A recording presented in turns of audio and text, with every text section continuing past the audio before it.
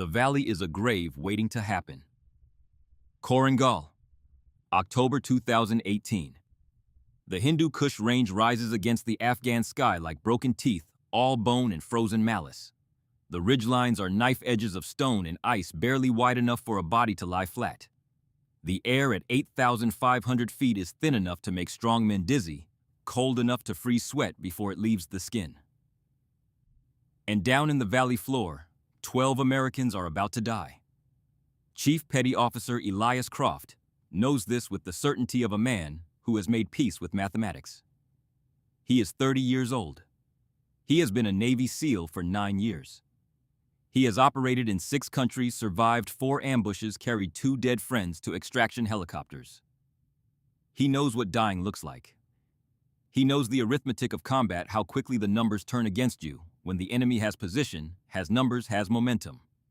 Right now, the numbers are catastrophic. 200 Taliban fighters, maybe more. They materialized out of the rock and dust like a biblical plague, springing an ambush so perfectly timed that Elias would have admired it if it weren't designed to kill him and everyone he cares about. The reconnaissance patrol, 12 men from SEAL Team 5, walked straight into the kill zone. Classic L-shaped ambush, textbook execution. 3 of his men are wounded. Dominic Farrell took shrapnel in his left leg below the knee. The bleeding is bad. The kind of bad that means hours, not days. Rowan Voss, the lieutenant commander leading the patrol, has a round through his left shoulder. He is still fighting, still commanding, running on adrenaline and fury, but his face is gray and his movements are slowing. They are huddled in a rocky depression in the valley floor. Not a position, not a defensive perimeter. A dip in the earth barely deep enough to stop bullets if you press your face into the gravel and pray. The kind of cover that keeps you alive for minutes, not hours. Elias checks his ammunition. 4 magazines, 120 rounds, against 200 fighters who know exactly where they are. The radio crackles. Static. Interference from the mountains, from the weather, from God himself, trying to block the signal. Voss grabs the handset. His voice is strained, desperate, but controlled. The voice of a man who refuses to sound afraid even when fear is the only rational response. Phantom Overwatch. This is Viper 6. We are combat ineffective. Surrounded. Estimate 200 plus Taliban. 3 wounded. We need immediate extraction. The response is static. Empty air. The mountains swallowing their cry for help. Voss tries again. Any station, this is Viper 6. Troops in contact. Request immediate air support. Grid coordinates follow. Nothing. The weather has closed in. Cloud ceiling at 6,000 feet. No helicopters can fly. No jets can drop ordnance. No quick reaction force can reach them. The nearest friendly position is 40 kilometers away, across terrain that would take a mechanized column 2 days to cross. They are alone. Elias looks at Dominic Farrell. Dom is pressing both hands against his leg, trying to hold the blood inside his body through sheer willpower. His face is chalk white. His lips are moving, but no sound comes out. Elias has known Dom for 7 years. They went through BUD/S together, survived Hell Week, side by side, deployed together 4 times. Dom has a daughter. She turned 1 last month. There is a photo in Dom's chest pocket, laminated edges worn from being handled every night before sleep. Elias makes a decision. He doesn't announce it. Doesn't need to. The other SEALs see it in his eyes. They are going to fight. Not to win. The math doesn't allow winning. They are going to fight because that is what they do. Because surrender is not a word that exists in their vocabulary. Because 12 men with ammunition and will can make 200 men pay a price that echoes. He is checking his weapon, running through the mental preparation for a last stand when the world changes. A sound. Distant. Sharp. A single rifle crack echoing off the mountain walls, bouncing between the peaks, arriving from everywhere and nowhere at once. 300 meters away, the Taliban commander, a man who had been standing on a rock outcropping, gesturing to his fighters, organizing the final assault drops. Instantaneously. One moment he is alive, animated, dangerous. The next, he is a puppet with cut strings, collapsing in a way that only a headshot produces. No stagger. No stumble. Just the immediate and total cessation of life. The Taliban fighters freeze. Spin. Search for the threat. They cannot see it. The shot came from above from the ridgeline from a distance so extreme that the sound arrived well after the bullet. Elias stares. His mind trained to process chaos struggles to categorize what just happened. A sniper. But from where? The ridgeline is over a mile away. The wind in the valley is gusting to 18 miles per hour. The temperature is below freezing. The shot was a headshot. Clean. Precise. At a range that most marksmen would consider theoretical. The radio crackles again. But this time, the static clears, and a voice comes through. Female. Young. Calm as still water. Viper 6. This is Phantom. I have eyes on. Count your personnel. Elias and Voss exchange a look. Confusion. Disbelief. Voss keys the handset. Phantom, who the hell are you? We have 12 souls, 3 wounded surrounded by hostiles, preparing to overrun our position. The voice doesn't waver, doesn't hesitate. It carries the kind of calm that only exists in 2 places. In people who don't understand danger, and in people who understand it so completely that it has become irrelevant. Viper 6, you have 11 fighters remaining in the immediate threat zone. Stay low. Keep quiet. I will handle this. Before Voss can respond, the rifle cracks again. Distant. Sharp. Another Taliban fighter drops. A second leader who had been trying to rally the scattered men. 1,200 meters. Crosswind. Moving target. Second shot. Second kill. Elias lowers himself behind the rocks, looks up at the ridgeline a mile away, and whispers to no one in particular. Who the hell is up there? No one answers, because no one knows. 1 mile above the valley floor, and 9 years before this moment, the answer to that question is a 15-year-old girl standing in a high school gymnasium in the Shenandoah Valley of Virginia. The gymnasium smells like floor wax and teenage sweat. Fluorescent lights buzz overhead, casting everything in a flat institutional glow. Folding tables line one wall, each staffed by military recruiters in dress uniforms. Army, Navy, Marines, Air Force. The tables are covered with brochures featuring young people in combat gear, looking heroic against photoshopped backgrounds. Most of the students drift past, mildly curious, mostly disinterested. A few athletes stop at the Marines table. A couple of tech-minded kids linger at the Air Force display, asking about satellite systems and cyber operations. Nobody stops at the end of the row, where a colonel with silver-streaked hair and a face like weathered oak sits behind a modest display. No flashy brochures, no glossy photos, just a small sign that reads, United States Army, Colonel Harlan Ashford, Special Operations Recruiting. Nobody stops until she does. She is thin, not from fashion or dieting, but from the kind of lean that comes from physical work.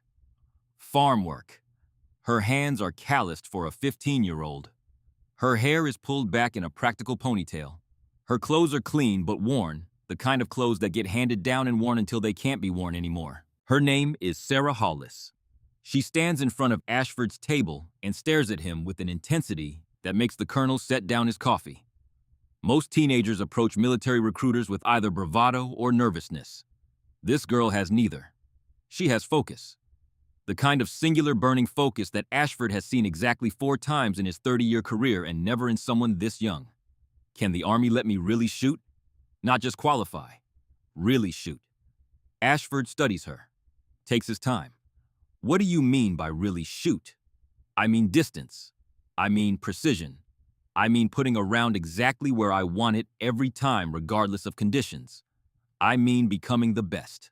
There is no arrogance in her voice, no teenage posturing. She states it the way someone might state a geographical fact. The sun rises in the east, water flows downhill. I will become the best. Ashford leans back. You shoot now, since I was 7. My grandfather's rifles on the farm, groundhogs at 300 yards, coyotes at 400. I can read wind by watching grass. I can estimate range by counting heartbeats between a shot and its echo. Ashford is quiet for a long moment. Around them, the gymnasium hums with the noise of teenagers and recruiters performing the ancient dance of selling and being sold. But at this table in this moment, something different is happening. Something that Ashford recognizes because he has been waiting for it his entire career. "You will go far, kid, if you are willing to work for it."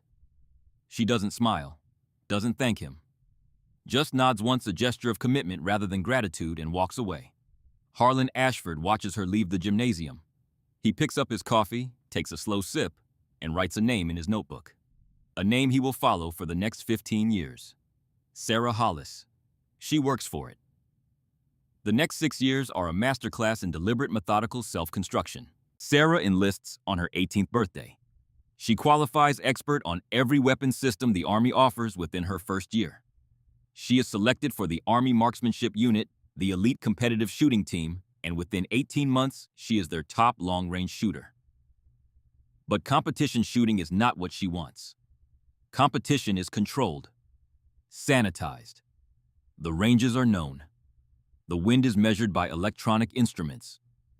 The targets don't shoot back. She wants the real thing. She volunteers for the sniper qualification course. She is the only woman in a class of 42. 31 will wash out. She finishes first. Not first among women. First, period. Overall. By a margin that the instructors describe in their after-action reports as unprecedented. She deploys. Afghanistan. Iraq. Classified locations that don't appear on any map. She accumulates data the way a scientist accumulates research. Every shot is recorded in a spiral-bound notebook. Wind speed, direction, temperature, humidity, barometric pressure, altitude, mirage behavior, bullet performance. She fills notebook after notebook. Hundreds of pages of handwritten data collected in conditions ranging from 115 degrees in the Iraqi desert to 20 below zero in the Afghan mountains. She does not collect medals, does not seek recognition. She is promoted because her performance makes it impossible not to promote her, but she treats rank the way most people treat shoe size. A necessary measurement, not a point of pride. By 23, she has logged over 8,000 hours behind a scope. She has fired approximately 200,000 rounds. She has made shots in combat that her superiors describe in classified evaluations as physically improbable. By 24, she is the anonymous author of a field manual chapter on high-altitude wind correction that will become standard doctrine across all branches of the United States military. The chapter is published without attribution, credited only to a classified research program within the Army Marksmanship Unit. No name, no photo, no biography, just data so precise and formulas so reliable that every sniper school in the country adopts them within a year.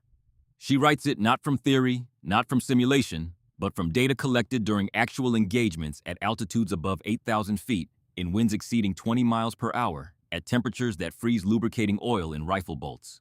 And by 24, she is alone on a frozen ridge in the Hindu Kush, 1 mile above 12 men who are about to die, making a decision that will define everything that follows.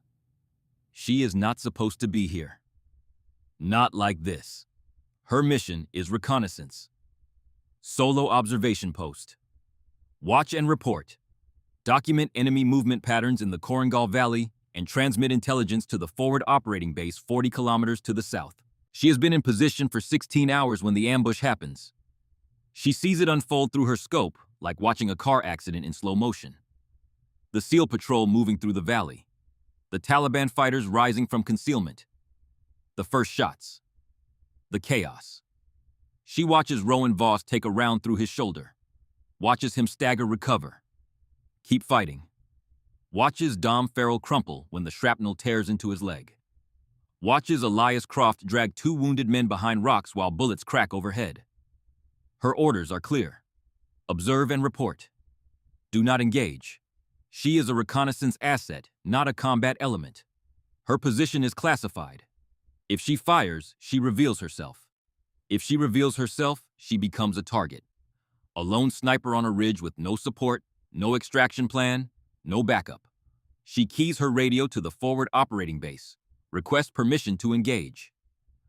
The response comes in fragments through the static. Negative. Maintain position. Do not compromise. 12 men are going to die. She can see the Taliban massing for the final assault. She can count them through her scope. She can see their faces. She can see the SEAL team running low on ammunition, their movements becoming desperate, their perimeter shrinking. She does the math. Not the ballistic math, the moral math. 12 lives against her career. 12 fathers, sons, brothers against a court-martial. 12 futures against her own. The math takes less than a second. She chambers around, settles her cheek against the stock, finds the Taliban commander in her scope, range 1,300 meters, wind gusting crosswind 18 miles per hour, temperature -2 degrees Celsius, barometric pressure falling. She calculates in 2 seconds. Breath in, breath out. The natural pause between heartbeats where the body is perfectly still. The rifle cracks sharp, precise a sound that echoes off the mountain walls and disappears into the vast indifference of the sky. 1,300 meters away, the Taliban commander drops. Headshot, clean. And from this moment forward, everything changes. For 72 hours, Sarah Hollis holds back an army. She does not sleep. She does not eat. She drinks the last of her water at hour 40.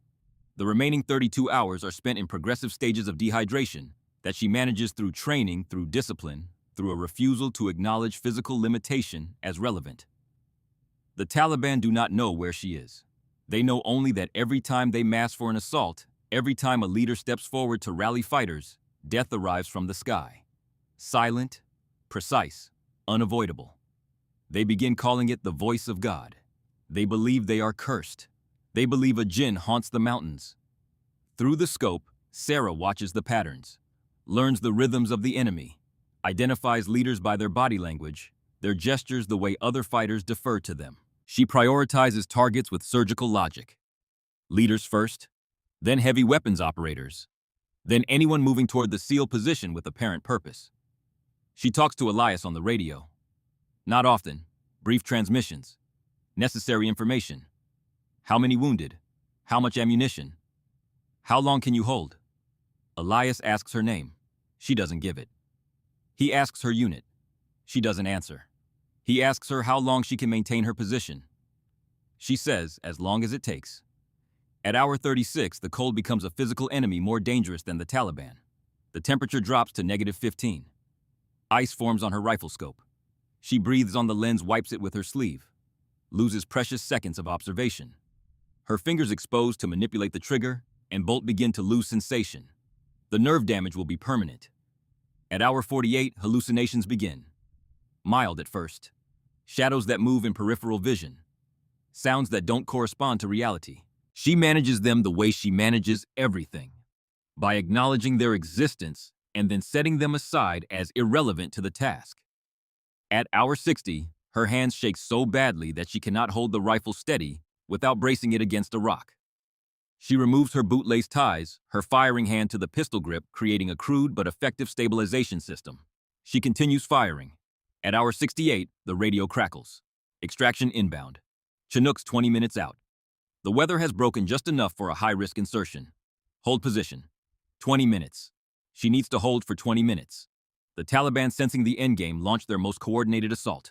30 fighters rushed the SEAL position from 3 directions simultaneously. It is the most dangerous moment of the entire siege. Sarah fires 7 rounds in 40 seconds. 7 targets. 7 hits. The assault collapses. The surviving fighters scatter, break, run. 200 men routed by a single shooter they have never seen, never located, never engaged. The final count confirmed later through intelligence reports and satellite imagery. 37 rounds fired. 37 hits. 37 enemy combatants killed or critically wounded. Over a period of 72 hours in conditions that would challenge the finest marksman in the world for a single shot, let alone 37. When the Chinooks arrive, Elias Croft is the last man to board. He stands in the helicopter door as it lifts off, looks up at the ridgeline 1 mile above. The dawn is breaking gray and cold, and against the pale sky he sees a silhouette. A figure small, impossibly alone against the vastness of the mountain. As he watches, the figure wavers and collapses, crumpling onto the rocks like a marionette whose strings have been cut. Elias raises his hand, a slow, deliberate salute directed at the mountain, at the ghost who saved them, at a person whose name he does not know, and whose face he has never seen. The Chinook banks away. The ridgeline disappears into cloud. Phantom is gone. When the recovery team reaches her position 2 hours later, they find the ridge empty. Shell casings in the snow.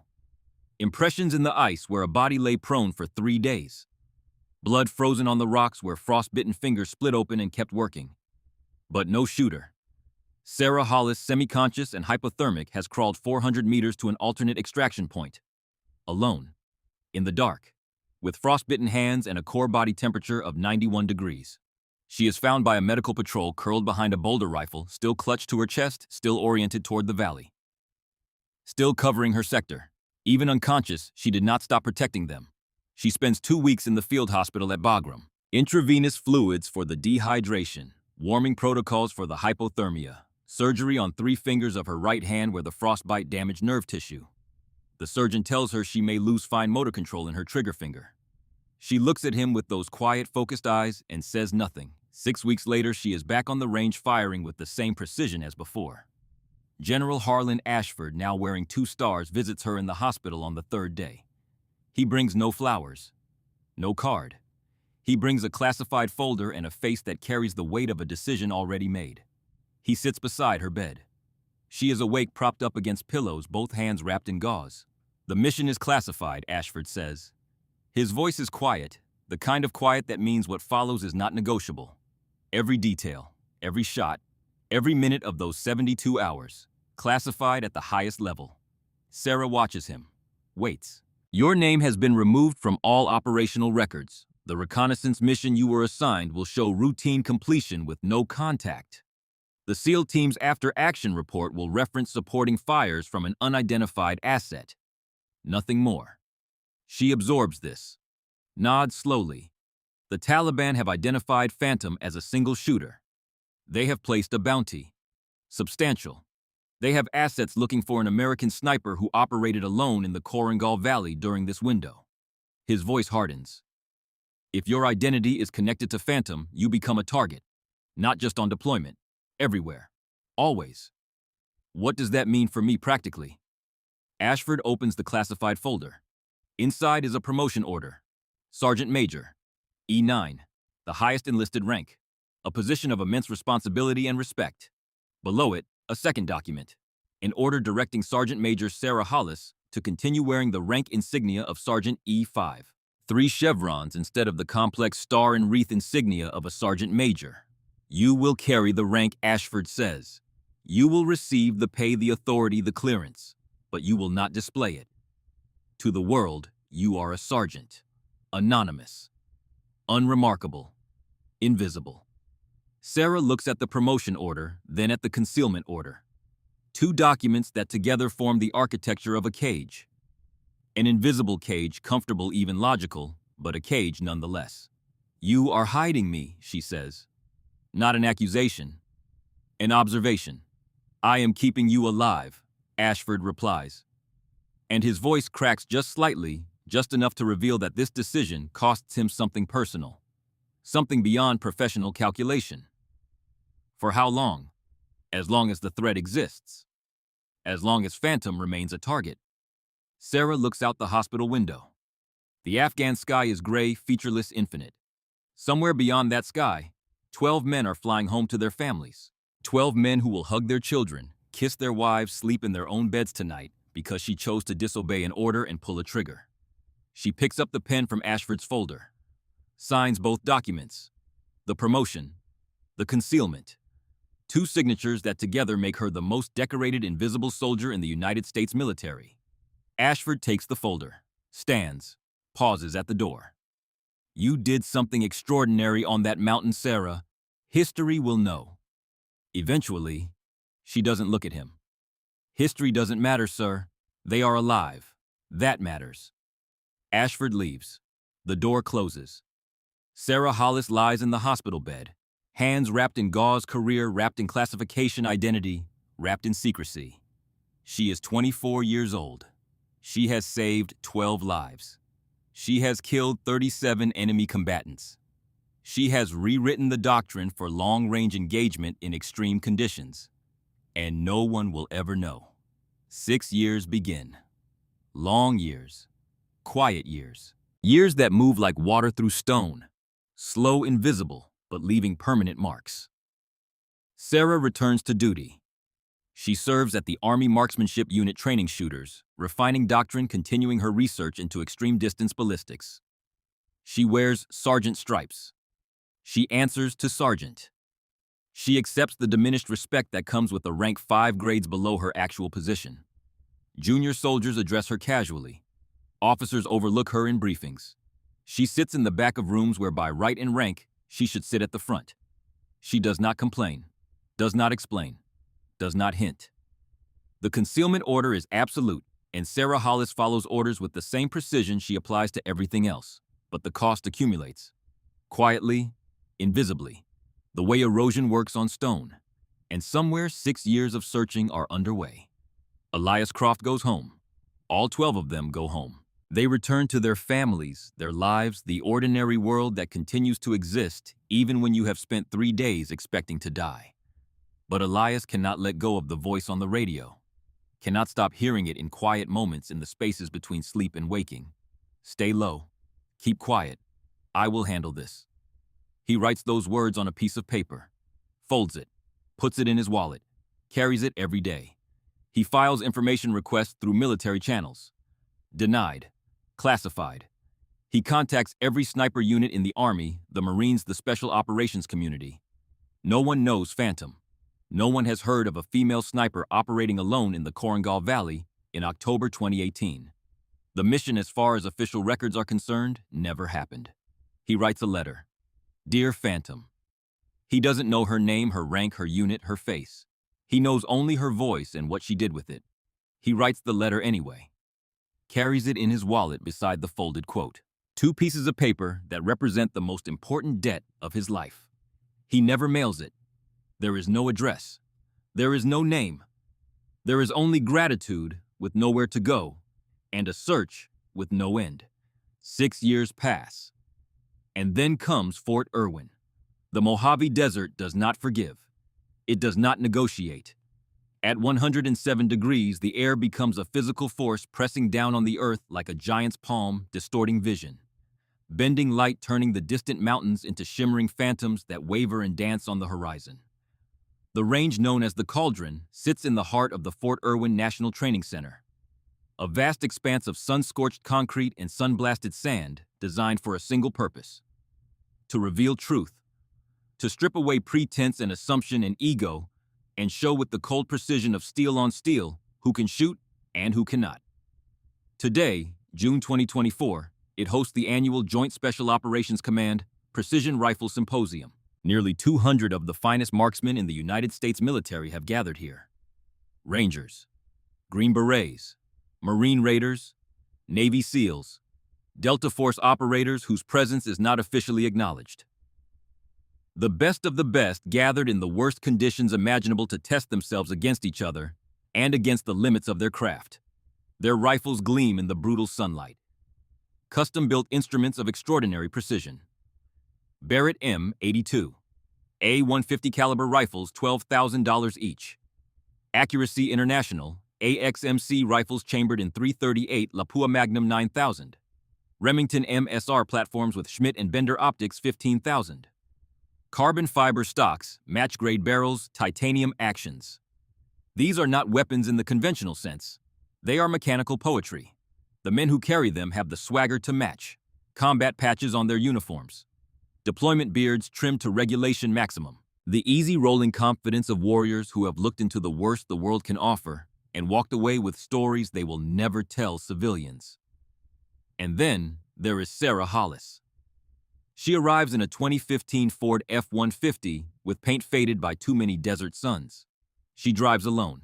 She parks at the far end of the lot, away from the cluster of expensive trucks and tactical SUVs. When she steps out, the heat hits her like walking into a furnace. She pauses, lets her body adjust, then moves to the truck bed. She is wearing a standard Army combat uniform, clean but showing wear. No combat patches on her shoulders. No decorations. No badges of honor. The name tape on her chest reads Hollis. The rank on her collar is Sergeant, 3 chevrons. E5, an unremarkable rank in unremarkable packaging. She is 30 years old. Her face carries the kind of stillness that could be mistaken for blankness by someone who doesn't know what they're looking at. Her hands, when she reaches into the truck bed, move with an economy of motion that speaks of deep practice. She pulls out a soft rifle case, not a hard case, not a tactical Pelican case with custom foam inserts and combination locks. A simple padded bag, the kind available at any sporting goods store for $40. The zipper is worn. The fabric is faded. From 50 feet away, a group of Marine Raiders watches her. One of them, a staff sergeant with a fresh, high and tight haircut, nudges his buddy. Check it out. Army Marksmanship Unit. His buddy glances over. Sees Sarah. Sees the soft case. Sees the 3 chevrons. Loses interest immediately. Support role. Probably here for admin or something. They turn back to their rifles. Sarah Hollis does not exist to them. She is scenery, background noise. She walks to firing position 23, sets down her gear, kneels, unzips the case. The rifle that emerges is an M110 semi-automatic sniper system, 7.62mm NATO. Standard issue. Here, surrounded by custom-built marvels worth $10,000 and $15,000 and $20,000, it looks like exactly what it is. Basic. Functional. Ordinary. She pulls a small cleaning cloth from her pocket and begins wiping down the bolt. Her movements are slow, methodical. Oil the bolt. Check the extractor. Inspect the firing pin. Wipe the scope lenses. Test the turret clicks. Each click precise, audible mechanical perfection. 30 feet away, Master Sergeant Brogan Mercer is holding court. Brogan is 39 years old. 6'2" of Marine Corps muscle and Texas swagger. He has a voice that carries across ranges and rooms and parade grounds, a laugh that booms like distant artillery. A presence that demands attention the way gravity demands obedience. His rifle resting on a custom shooting mat with his name embroidered on the edge is a work of art. A precision-built masterpiece chambered in .338 Lapua Magnum. The stock is carbon fiber hand-laid. The barrel is stainless steel hand-lapped and cryogenically treated. The scope is a Schmidt & Bender 5-25 power, with a price tag that could buy a used car. He is surrounded by a small audience. Marines mostly, but a few Army Rangers and Green Berets who have drifted into his orbit. They are laughing at something he said. Brogan has that gift, the ability to command attention, to make people want to be near whatever energy he generates. He glances over at Sarah, sees her kneeling by her gear, sees the M110, sees the soft case spread open on the concrete. His eyes light up with the particular brightness of a man who has found an opportunity to perform. Hey, fellas. Loud enough to carry. Loud enough that the Marine Raiders 50 feet away look over. Y'all see that Army brought a museum piece. The laughter starts. Not cruel, not yet. Just the easy mockery of men who sit comfortably at the top of a hierarchy they believe is natural and permanent. Sarah does not look up. She inserts a magazine into the rifle's well. The click is crisp, precise. She continues her work. Brogan takes 3 steps toward her. His audience follows. 8 men standing in a loose semicircle, Sarah at the center, whether she wants it or not. That little thing. His Texas accent, thick and slow, performed for the audience. Sweetheart, you'd be better off throwing rocks. The laughter is louder now. A couple of the men exchange glances. One shifts uncomfortably but doesn't say anything. The group dynamic has momentum. For the first time, Sarah's hands pause. Just for half a second. Then they resume. Steady, deliberate. She still doesn't look at him. I'm serious, darling. That pea shooter might work on a flat range in perfect conditions. But out here in the real world, you are outgunned before you even start. Sarah sets down the rifle, picks up a small torque wrench, begins checking the scope rings. Her expression is neutral, not angry, not embarrassed, not intimidated, just focused. The face of someone completely absorbed in a task. The outside world, with all its noise and pettiness, simply does not register. 400 yards away in the observation tower that overlooks the entire range, General Harlan Ashford lowers his binoculars. He is 59 years old now, 4 stars on his collar, commander of the Joint Special Operations Command. His face is weathered, lined with creases from decades of hard decisions and harder consequences. His hair is silver gray. He has been watching Sarah since she arrived. Watched her park away from the crowd. Watched her pull out the soft rifle case. watched her kneel and begin her preparation with the kind of quiet professionalism that most of the operators on that range will never understand, because they have never needed to. They have always had the luxury of being seen, and now he is watching Brogan Mercer make a fool of himself. Ashford's jaw tightens. A memory surfaces. 15 years ago, a gymnasium in the Shenandoah Valley, a teenage girl with calloused hands. Can the Army let me really shoot? He told her she would go far. She worked for it, harder than anyone he has ever known, and the cost of that work is visible from 400 yards through binoculars. A woman kneeling alone wearing a rank 5 grades below her own absorbing mockery she has done nothing to deserve because she signed a document 6 years ago that made her invisible to protect her from enemies who would kill her if they knew her name. A tight smile crosses Ashford's face. Not amusement, recognition. He has seen that focus before, in operators during the worst situations imaginable. Down on the firing line, Brogan walks away. Satisfied. His audience disperses. Sarah is forgotten. She continues her work. She ties a small piece of frayed olive drab yarn to the end of her rifle barrel. 8 inches long, faded, ancient. The kind of improvised wind indicator that hasn't been used in decades, not since the invention of electronic wind meters. 10 positions down at firing position. 13. Elias Croft watches. Elias is 36 now. His face is all angles and edges carved by hard deployments and harder memories. His hair is salt and pepper. His eyes are gray, pale gray, the color of storm clouds over deep water.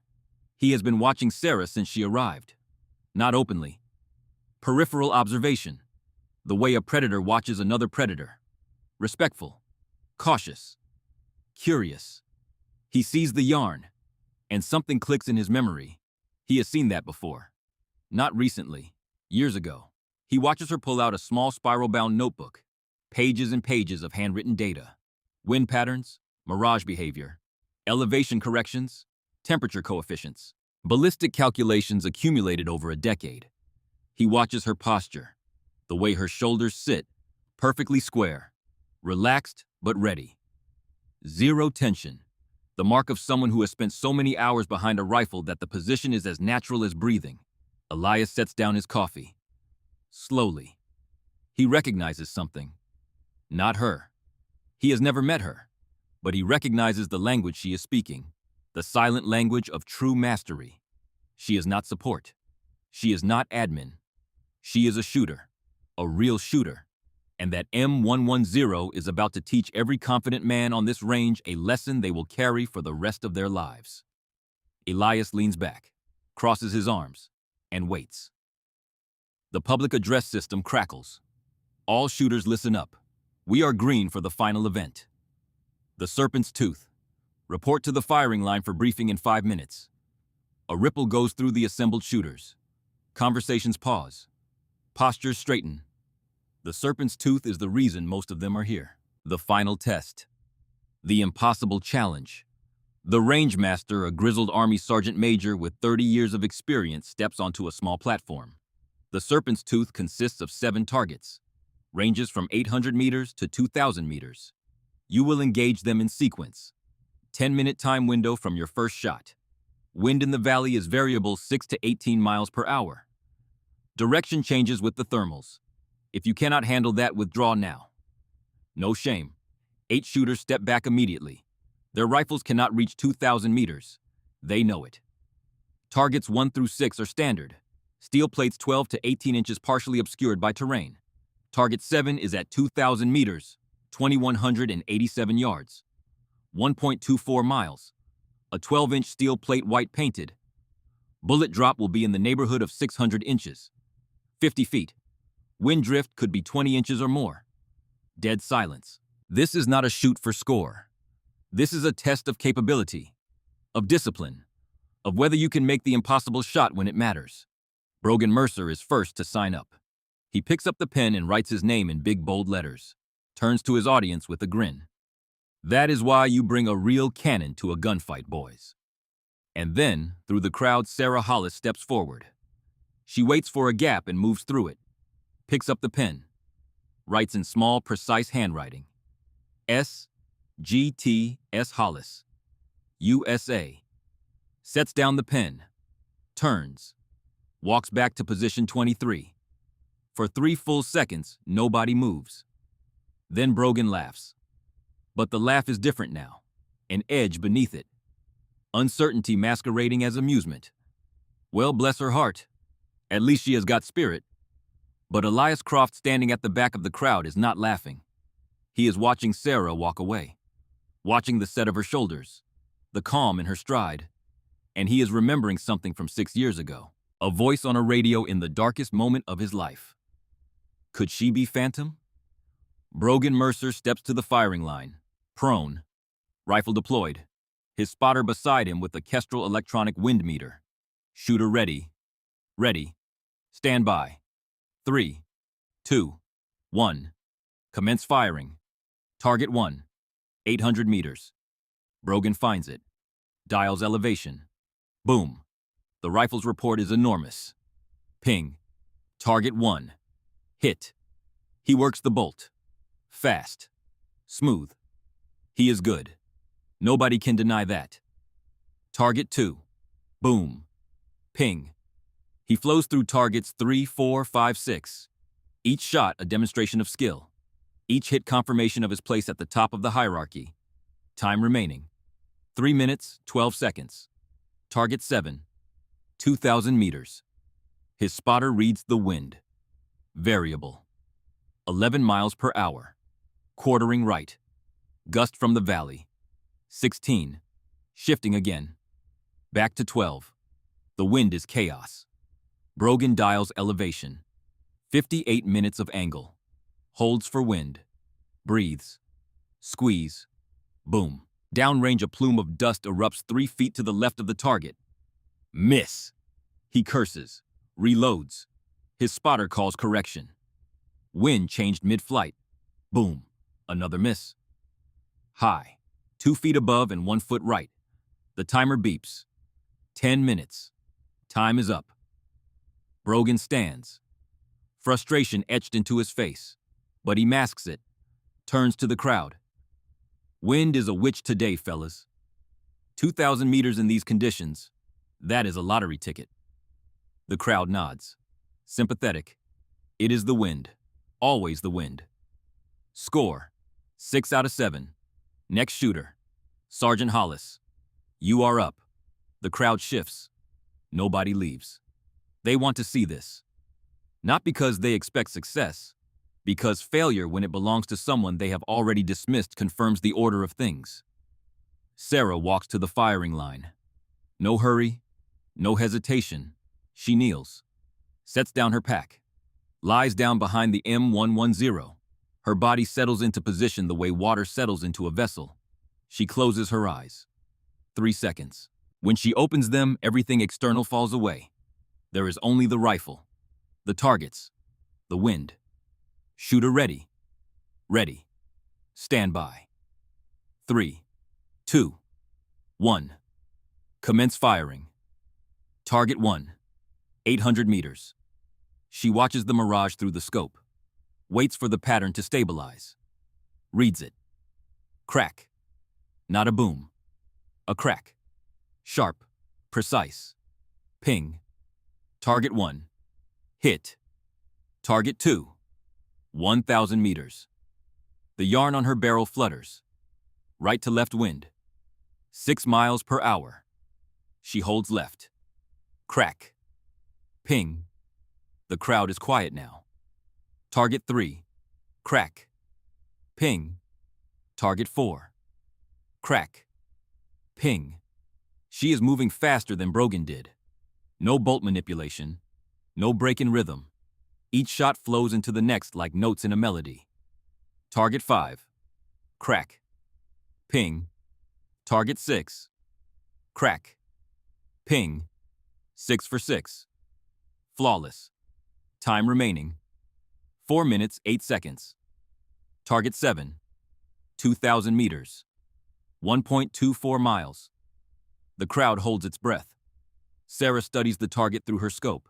The white plate is a tiny speck wavering in the heat mirage. She knows the math. Bullet drop for 7.62 NATO at this range is over 700 inches. The round will go transonic around 1,800 meters.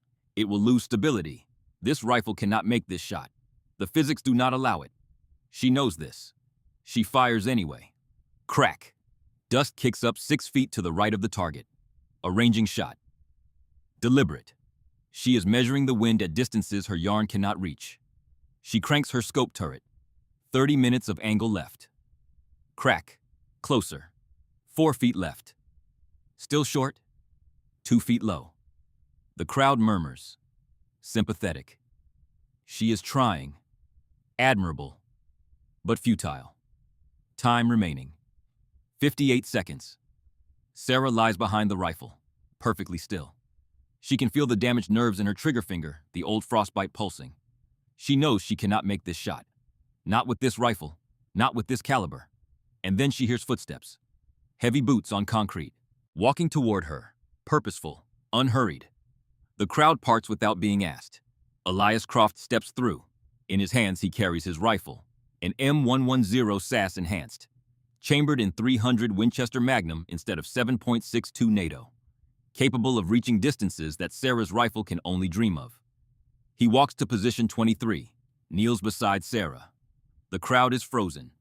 Every eye locked on a scene that nobody understands, but everyone senses is important. Elias sets his rifle down on Sarah's mat, deploys the bipod. The weapon sits there offered. Not charity, not rescue, recognition. He reaches into his pocket, pulls out a single brass cartridge, hand-loaded, match-grade, places it beside the rifle. Then he reaches into his other pocket, pulls out a folded piece of paper, worn soft by 6 years of handling. He places it beside the cartridge, does not unfold it. The words written on it are burned into his memory. 2 words. Low, gravelly, quiet enough that only Sarah can hear. Try mine. Then he steps back, crosses his arms, gives her the space, the rifle, the shot, the moment. But before he steps back fully, he says one more thing. One word that does not match the 3 chevrons on her collar. A word that reveals 6 years of searching, of wondering, of carrying a letter with no address, and a debt with no recipient. Sergeant Major. Sarah looks up. Their eyes meet. And in that instant, 6 years collapse into nothing. The mountain is between them. The frozen ridge, the radio, the voice, the 72 hours that changed both their lives in ways that classification could hide but never erase. She sees his gray eyes and recognizes them. Not from sight. She has never seen his face. She recognizes them from his voice. From 3 days of radio transmissions in the darkest dark. Viper 6. He sees her still focused eyes and recognizes what he has been searching for since a Chinook lifted him off a valley floor and he saw a silhouette collapse against the dawn sky. Phantom. The crowd is in chaos. Whispers, questions. Sergeant Major. He called her Sergeant Major. She is wearing sergeant stripes. The math doesn't add up. But Sarah has already turned back to the rifle. Not her rifle. Elias Croft's rifle. A weapon she has never touched. And yet her fingers find the bolt, the safety, the trigger guard, as if they have known this rifle for 1,000 years. A master pianist can play any piano. A master surgeon can use any scalpel. A master sniper can shoot any rifle. She chambers the single brass cartridge. The bolt slides forward with a metallic click that seems to echo across the entire range. Time remaining, 42 seconds. She settles her cheek against the stock. The polymer is warm from the desert sun. The rifle is heavier than her M110. Different balance, different feel. But the fundamentals remain the same. Gravity pulls the same. Wind pushes the same. Through the scope, the target reappears. 2,000 meters. A 12-inch white circle against tan earth. The yarn on her barrel flutters. Right to left. 12 miles per hour. Shifting, left to right. 14. Gusting. Back to 10. The wind is alive. Chaotic. Most shooters would wait for a pocket of calm. Sarah doesn't wait. She reads the chaos. Finds the pattern within it. Thermals rising from the valley floor. Air currents channeled by the mountain walls. A dance. Complex but learnable. Her internal calculations run in 3 seconds. Muzzle velocity 2,900 feet per second. Ballistic coefficient 0.715. Range 2,000 meters. Elevation 58 minutes of angle. Bullet drop 640 inches. Wind drift 18 inches right. Thermal correction left. Net drift 12 inches right. Coriolis effect. Spin drift. Temperature. Air density. All processed not as conscious thought, but as instinct. 10,000 hours distilled into a single moment. Her finger begins its press on the trigger. Slow. Gradual. She does not know when the shot will break. That is the point. The rifle fires. Through the scope she watches. 3.2 seconds. The bullet leaves the barrel at 2,900 feet per second. It climbs, arcs, reaches its apex 85 feet above the line of sight, begins to descend. At 1,800 meters it goes transonic. The shockwave causes it to wobble. For a fraction of a second it is a coin spinning in air. But the hand-loaded bullet is perfectly balanced. It holds. The wind catches it, pushes right. A thermal from the valley floor pushes left. The forces cancel. 2,000 meters downrange the white steel plate waits. The sound arrives 3.2 seconds after the shot. A distant metallic clang that rolls across the valley like thunder. Clear. Unmistakable. Final. Target 7. Hit. Center mass. Time elapsed. 9 minutes 58 seconds. Silence. The silence of 200 assumptions shattering simultaneously. For 4 full seconds, nobody moves. Nobody speaks. Brogan Mercer's mouth is open.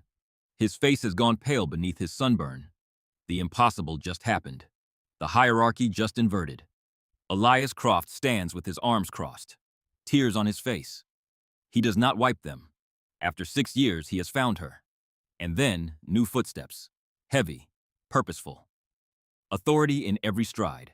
General Harlan Ashford is walking across the active firing line. Rangemasters move to intercept. Protocol demands it. The range is hot. A 4-star general has no business in a live fire area.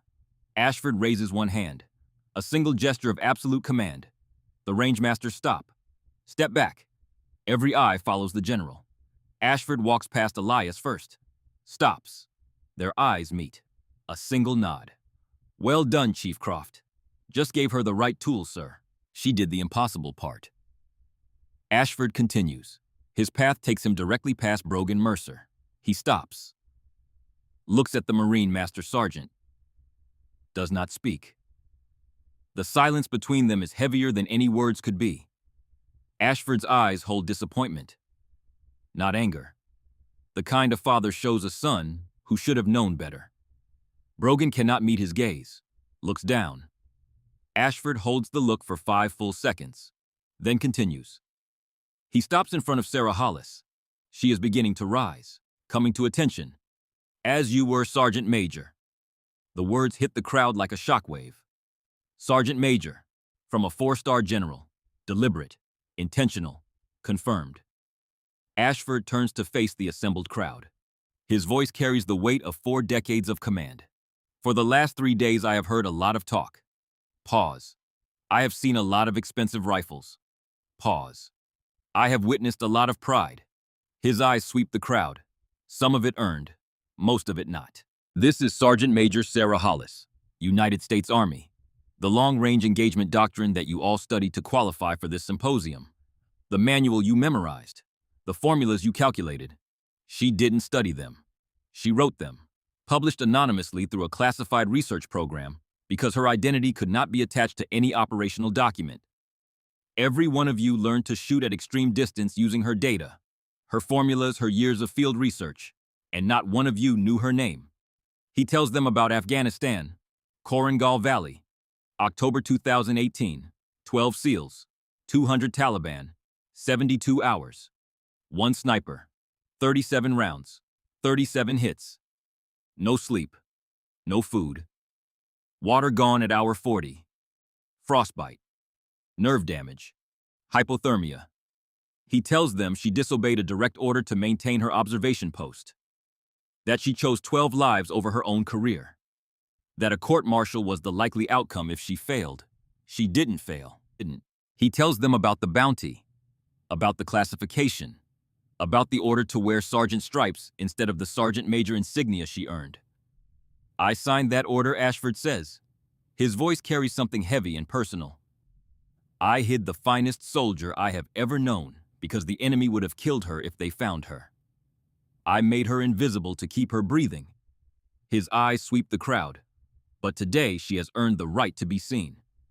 He turns to Sarah, comes to attention, perfect posture, shoulders back, chin level, and a 4-star general commander of the Joint Special Operations Command renders a slow, crisp salute to a non-commissioned officer kneeling on the ground. Sergeant Major Sarah Hollis, it is the highest honor of my career to share this range with you. Sarah looks up, meets his eyes. Her eyes glisten. She returns the salute. Her hand trembles just slightly. They hold the salute. General and Sergeant Major. 4 stars and 3 hidden chevrons. 5 seconds. Then the crowd erupts. Not polite applause. A roar. Shouting. Whistling. 200 hardened warriors on their feet. Some with tears on their faces. Some shaking their heads in wonder. Brogan Mercer stands at the back. Not clapping, not moving. His world has inverted. He looks at his $18,000 rifle and feels the true weight of how small it is. Ashford raises one hand. The roar dies instantly. Gentlemen, today you received a masterclass. Not in shooting, in humility, in understanding that true excellence does not announce itself, it demonstrates itself. I suggest you learn from it. He turns, walks back toward the observation tower. The crowd parts in silence. As he passes Brogan, he does not look at him. The absence of attention is worse than any rebuke. The desert cools slowly. The sun descends toward the western mountains, painting the sky in shades of copper and amber. The crowd disperses. Shooters drift toward their vehicles, talking in low voices, processing what they witnessed the way men process earthquakes and revelations. Sarah is packing her gear. The same methodical care. The cleaning cloth, the torque wrench, the notebook, the M110 in its soft case, and beside it in a hard case that Elias insisted she take, the SAS enhanced. The rifle that made the impossible shot. Footsteps on concrete. She recognizes the cadence before she looks up. Unhurried. Deliberate. Elias Croft stops beside her. I have been looking for you for 6 years. Sarah does not look up, continues packing. You already thanked me, Chief. You gave me your rifle. He reaches into his pocket, pulls out the folded piece of paper from the mat, unfolds it carefully. The creases are worn white. The ink has faded, but the words are legible. Stay low. Keep quiet. I will handle this. He holds it out to her. This kept me alive. Not just on that mountain. Every day after. Every night I woke up and couldn't remember why I was breathing instead of buried. I'd read these words and remember. Someone chose to stay on that ridge and fight for us when walking away would have been easier and safer and smarter. Sarah takes the paper, holds it, feels its weight, which is almost nothing physically and almost everything in every other way. If you ever need anything, Chief, anything, you call me. I was about to say the same thing. They shake hands. The grip is firm, steady, the handshake of professionals who recognize in each other something that can only be built through suffering and choice. Elias walks away, and then Brogan Mercer approaches. Slowly, hesitantly, the swagger gone. He stops 3 feet from Sarah, opens his mouth, closes it, tries again. Sergeant Major. I was arrogant, blind. I didn't see, couldn't see past my own ego. Sarah straightens, turns to face him. Her expression is calm, not angry, not forgiving, not punishing. Then you saw what you expected to see. Most people do. She extends her hand. You are a damn good shooter, Mercer. You just forgot that the gear does not make the warrior. The warrior makes the gear matter. Brogan takes her hand. Yes, ma'am. I will not forget again. Good. Now go teach someone else that lesson. Brogan nods, steps back, walks away. A different man than he was this morning. General Ashford appears beside Sarah, walking in step, hands clasped behind his back.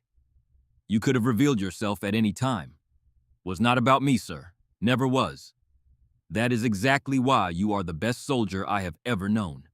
Take care of yourself, Sarah. You too, sir. She drives away. In her rearview mirror, the range grows small, then disappears. Behind her, the legend is already beginning. 6 months pass. The story spreads through the special operations community the way all true legends spread. Not through official channels, but through whispered conversations in team rooms, through late-night phone calls between old friends, through the sacred oral tradition of warriors who recognize when they have witnessed something that transcends the ordinary. It becomes known as the silent shot.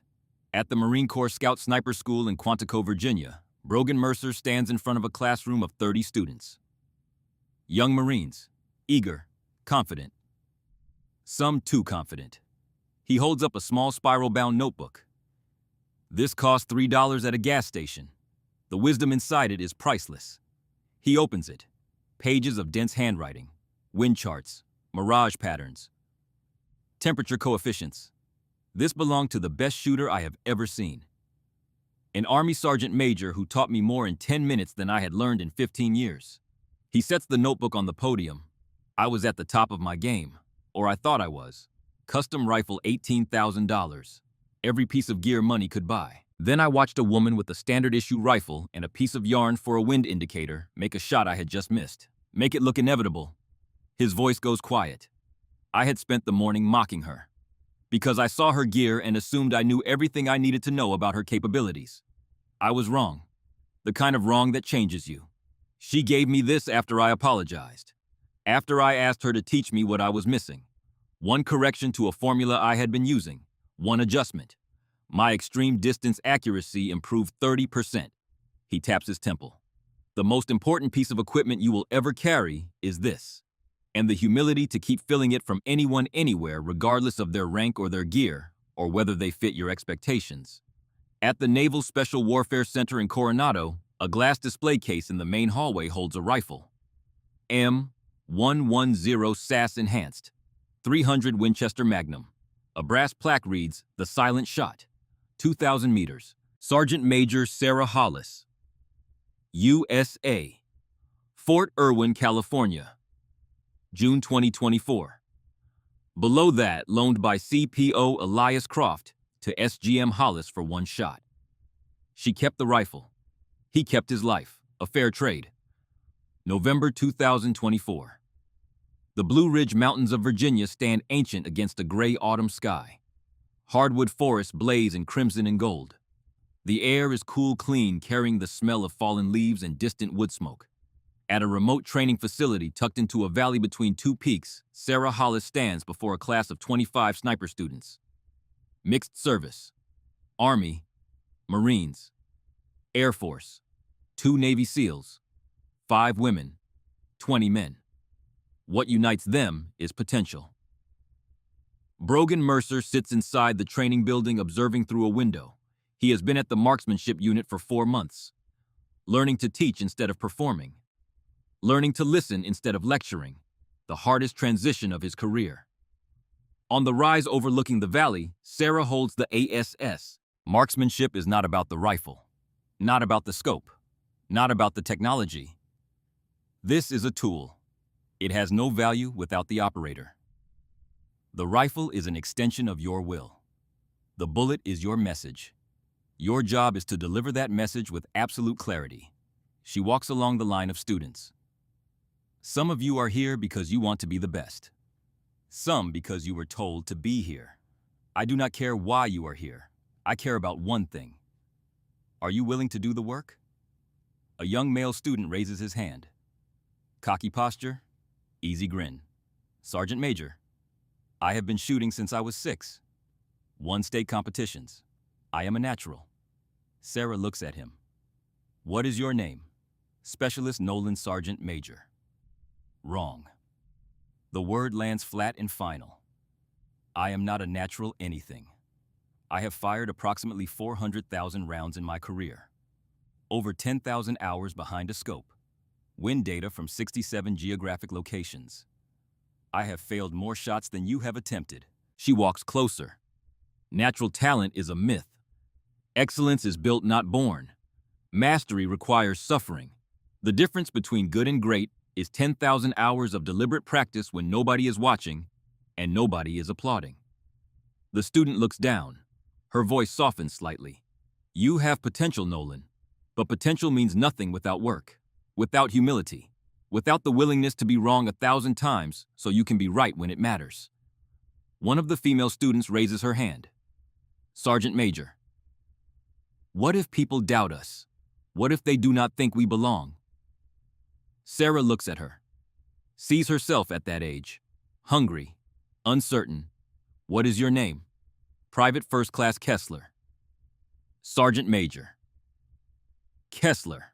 Other people's doubt is not your burden to carry.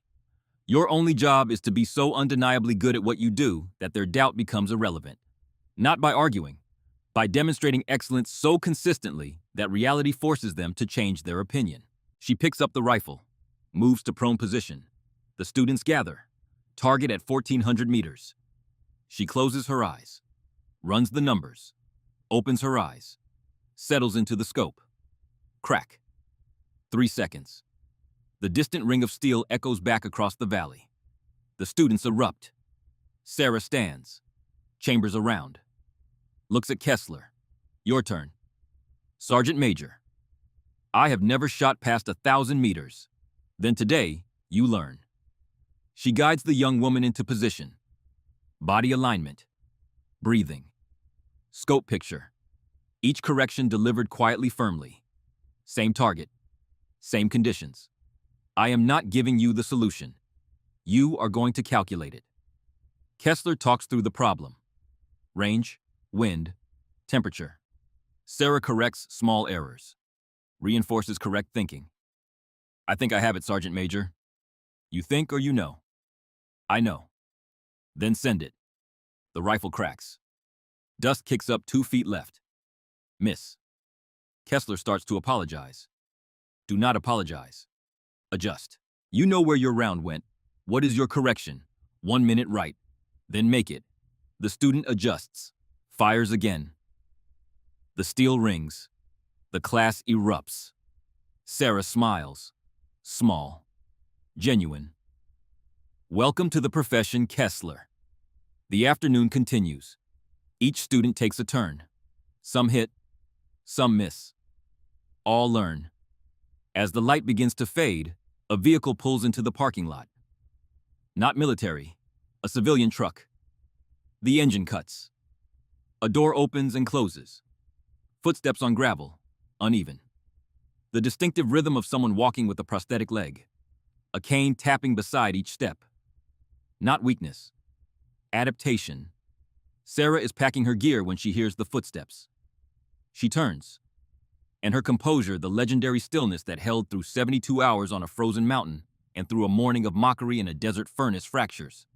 Dominic Farrell stands at the edge of the range. He is older than the last time she saw him, through a scope, from a mile away. He was bleeding then, dying possibly. She watched the life draining from his leg onto Afghan rock and made the decision that changed everything. He was the reason she pulled the trigger, not the 12 men as an abstraction. Him. One specific man bleeding out who would die in the next hour if she did nothing. He is not bleeding now. He is standing, upright, alive, wearing jeans and a flannel shirt and a baseball cap. Ordinary, except for the prosthetic leg and the cane and the way he carries himself. Balanced, careful, unashamed. Sarah stares. She has not seen any of the 12 since the mountain. The classification prevented it at first, then habit, then something deeper. Fear. Not of the men. Fear of what she would feel when she saw them alive. Fear that the relief would crack the dam she built to hold back everything from those 72 hours. Dom walks toward her. Steady. Practiced. He stops 10 feet away. Sergeant Major Hollis. How do you know who I am? Chief Croft found me after Fort Irwin. Told me the whole story. Dom looks at his prosthetic, then back at her. I know what you see when you look at this. I know you think about what you could not prevent. About the shrapnel. About the blood. And I know you have been carrying something that is not yours to carry. Sarah says nothing, but her breathing has changed. Faster. Shallow. I lost this leg on a mountain in Afghanistan. He says it plainly, without drama, without self-pity. I spent 14 months in rehabilitation, learned to walk again, learned to run again, learned to carry my daughter on my shoulders again. She is 7 years old now. She has never known a day without her father. Because of you. I was not fast enough, Sarah says, her voice barely a whisper. You got hit on my watch. You were one person, on a ridge, a mile away, in a blizzard, alone. You held off 200 fighters for 3 days. You saved 12 lives. You did not fail because one of us got hurt before you could stop it. You succeeded because all of us came home. He reaches into his jacket, pulls out a photograph, holds it out.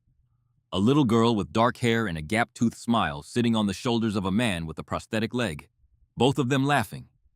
Behind them, a house with a yard and a tire swing. That is why I am here. Not to thank you. Thanking you is not big enough. I am here to invite you. The 12 of us are getting together. All 12. First time since the Valley. We want you there. Not as Phantom. Not as Sergeant Major. As Sarah. We want you to meet our families, our wives, our children, the people who exist because you made a choice on a frozen mountain. Sarah holds the photograph, looks at the little girl's face, the gap-toothed smile. 7 years old, a life that almost never happened, a childhood that was almost an absence, a daughter who was almost a ghost story instead of a laughing child on her father's shoulders. And something breaks. Not dramatically, not loudly. The way ice breaks in spring, slowly at first, then all at once. Through the crack, the first tears Sarah Hollis has shed since the mountain find their way out. She does not sob, does not collapse. She stands on a firing range in the Blue Ridge Mountains, with a photograph in one hand and a rifle case in the other, and tears run silently down her face, and she lets them come.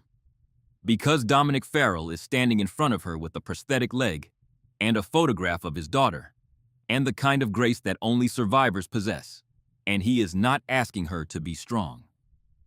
He is giving her permission to be human. I will be there, she says. Dom nods, extends his hand.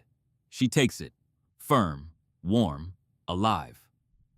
He turns and walks back to his truck.